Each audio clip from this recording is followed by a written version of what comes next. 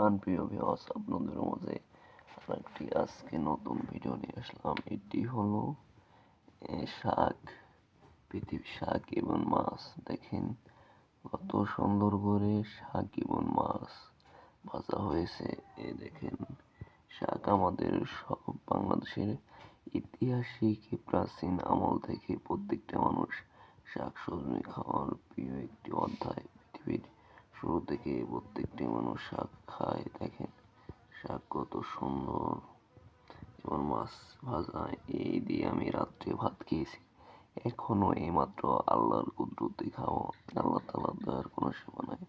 পরিশেষে একটি কথাই বলবো, রিজিকের মালিক আল্লাহ।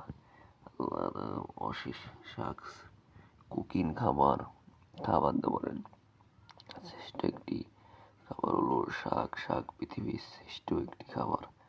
আমাদের প্রাচীন আমল থেকে মানুষ শাক সবজি নিয়ে পৃথিবীতে বিভিন্ন ধরনের খাদ্য খাওয়া যায়, যেমন ভাত, পোলাও, ফেনা ভাত ইত্যাদি চালের খাবার শাক দিয়ে মিশিয়ে খাওয়া যায়। প্রাচীন আমলের এই ইতিহাসের আল্লাহ তাআলার দয়ার কোনো সীমা নাই। রাসূলুল্লাহ সাল্লাল্লাহু আলাইহি ওয়াসাল্লাম বলেছে, প্রত্যেকটি মানুষ আল্লাহ তাআলার কুদরতের খাবার খায়।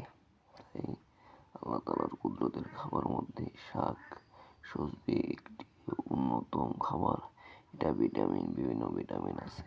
আমি এই খাবারটিকে আপনাদের মাঝে আজ শেয়ার করছি। দেখেন কড়াইতে কত সুন্দর শাক সবজি, কত সুন্দর।